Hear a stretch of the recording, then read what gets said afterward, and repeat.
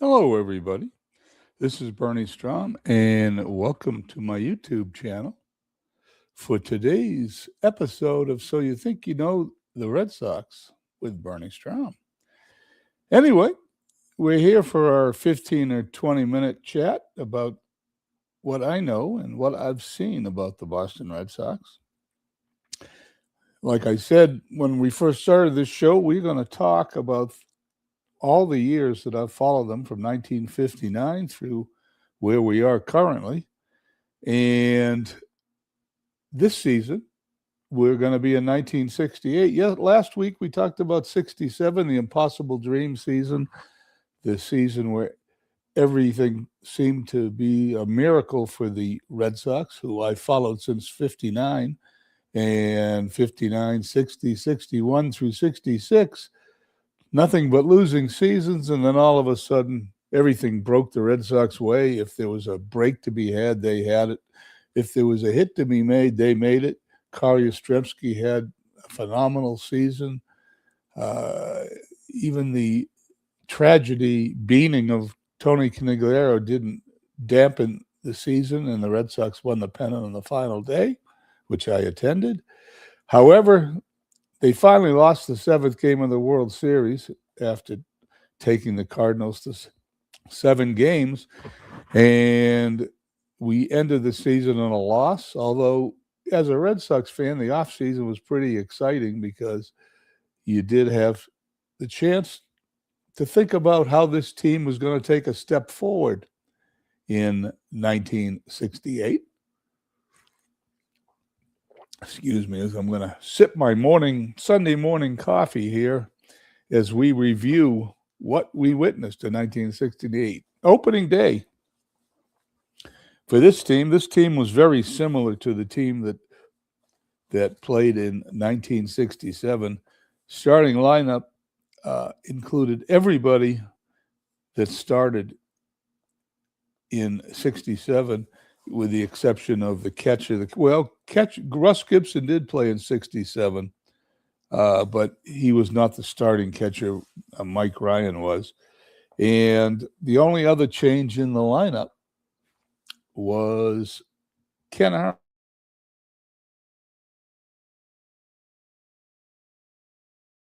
Sox announced that Tony Canigliaro would not play in 1968.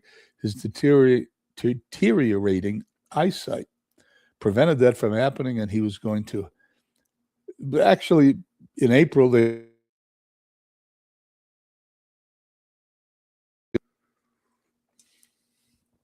so without Canigliaro, the Red Sox start 1968 season opener in Detroit. Was an interesting game. The Red Sox won it. Watched it on TV. Red Sox won 7-3 that game. Yastrzemski had 2 home runs. Rico Petrocelli had a good game, and you thought the Red Sox were off and running. They were going to repeat their 67 performance in 1968. The following week, the Red Sox come home for their opening day, and I attended opening day that year. I couldn't wait to get there. I had that ticket for a long time. And it was a disappointing. All I remember is being disappointed. The Tigers beat them. I looked up the score because I couldn't remember. The Red Sox lost 9-2. And there wasn't much excitement in that game as you left Fenway Park. You left Fenway Park a little bit down after an entire winter of waiting to watch a game. In April, the Red Sox were off and on a little bit. They weren't terrific. In May, there were some signs that the Red Sox might have been the same team they were in 67. They were down 10-5 in the 8th inning and beat the Yankees 11-10 in Fenway Park. That was not a game I attended, but we listened to that on the radio, and that game was won not by a home run, but by a squeeze bunt by Jerry Adair. May continues. I don't go to any more games in the month of May. We're still in school, so only go on the weekends, and I wasn't working quite yet. May is not a big golf month. in Massachusetts because the weather is still iffy. And so I wasn't earning any money. So the games I paid attention to, I watched on TV or listened to on the radio. Also in 1968, I was 17 years old. And so I had a couple of diversions happening. I got my first car at 17, started to pay attention to girls at 17, and a little less attention went to the Boston Red Sox, which seemed to fill all my time in the previous 16 years of my life not 16 years, between 8 and 16, most of my extra time was spent with the Red Sox. Well, at 17, girls popped into the picture, and the Red Sox suffered a little bit. June was when the next time I went to a ball game. It was towards the end of the month, and the Red Sox lost again. I don't recall anything special about that game, but there was a game in June I watched on TV, and that was on June 14th. As I looked it up, Ken Harrelson hit 3 consecutive home runs and drove in all 7 runs in a 7-2 game that they beat Cleveland in. And, you had a feeling that, well, maybe losing Canigliaro wasn't going to hurt as much as possible.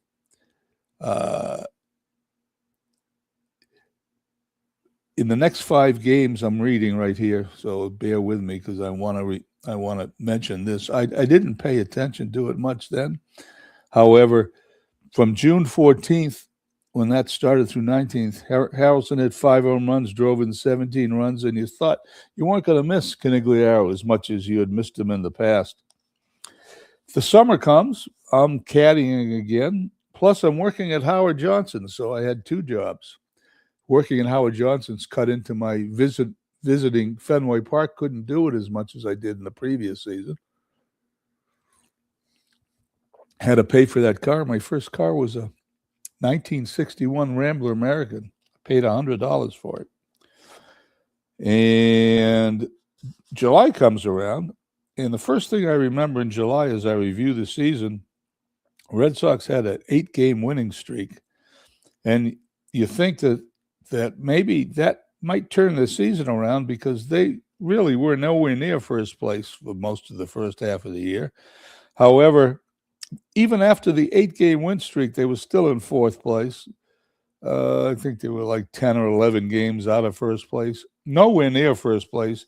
And you started to believe by midseason that the Red Sox were not going to repeat the miracle season of 1967. I do want to mention that I did, in those days, we used to watch all the All-Star games. It was the only chance you had in Boston to see National League players on occasion. Of course, there was Saturday afternoon baseball with Kurt Gowdy. You could get National League teams on those games. However, that's the only chance you had to see the National League teams play at that time. There was only 3 television stations, and there was no cable. TBS hadn't started with Turner yet, and that's all you got to see. Anyway, the reason I mentioned the All-Star game is there's a sight to behold for us losing Red Sox fans at the time. We only had 1 winning season in the previous 8 seasons. Dick Williams managed the American League All-Star team that year. Seeing a Red Sox uniform manage the All-Star team was quite a treat. Later in the season, I watched a game. I attended a game where it was a doubleheader in the end of July. Mike Andrews won that first game in the 10th inning with a walk-off home run, and the Red Sox beat them in the second game. I can't remember the exact score, but it was a doubleheader win. It was a lot of fun. But, of course, nothing spectacular. They're not fighting for first place, so these games didn't mean quite as much in 1968. I went to another game in August where, let's see if I can find the date.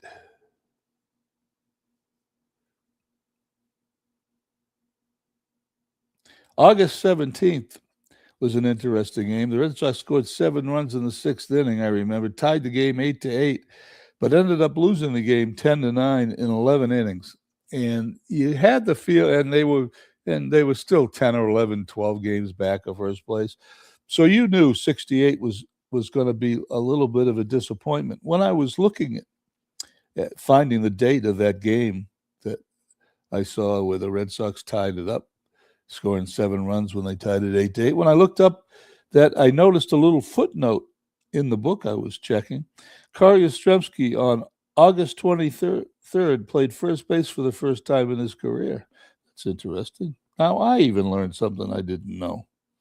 Anyway, I went to one other game. I went to one other game that season, and the game was in September. It was towards the end. The season was practically over. Ray Culp struck out 12 batters, and they beat the Orioles 2-0 at Fenway Park. That was in the middle of the month of September. But as the Red Sox finish out the season, they finished 17 games out of first place, and it was quite the letdown.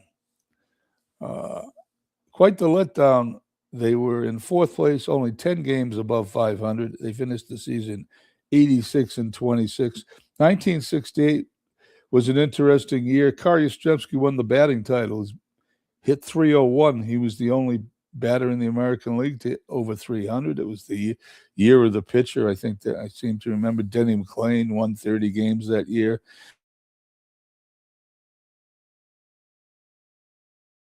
The Red Sox team batting average was 236, and and that was ranked third in the American League. So most of the teams in the American League hit under 236, which was not quite an exciting way to watch baseball if you don't like pitching. That moves us into 1969. We're 15 minutes into the show, so this week's little chat is over. In 1969, it was, quite frankly, more of a rerun of 1968. 68 was a disappointment. However, it was different for the Red Sox fans. Let me look something up because I want to be accurate here. In 1967, the year Red Sox won the pennant, the attendance was 1.7 million. That was the first time in my lifetime people went to Fenway Park. There were sellouts. You couldn't get tickets, really, because in 1966, the attendance was only 811,000. You could walk up to the box office and buy the best seats in the house for the game, the day of the game, and it was, you could make a last-minute decision. Let's go to Fenway Park. You couldn't do that so much in 67, toward the end of 67. You could do it in the first part.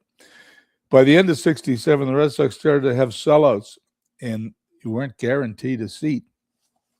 The one thing that did carry over into 1968 was attendance. The Red Sox said in attendance, 1.9 million people, second in the American League, showed up at Fenway Park. And once again, if you wanted to go to a Red Sox game, you had to plan ahead and make sure you had tickets.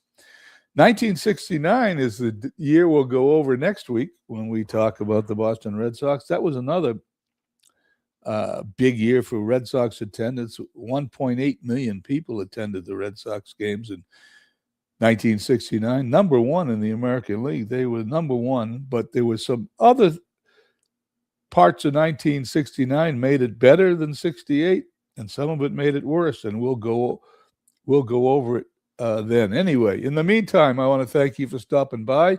At noon today Eastern, we will do my Red Sox historical replay. 1981 will be facing 1918, and that'll be, as I look up on the clock, in about 45 minutes. So hope to see you back then. Have a nice day, everybody.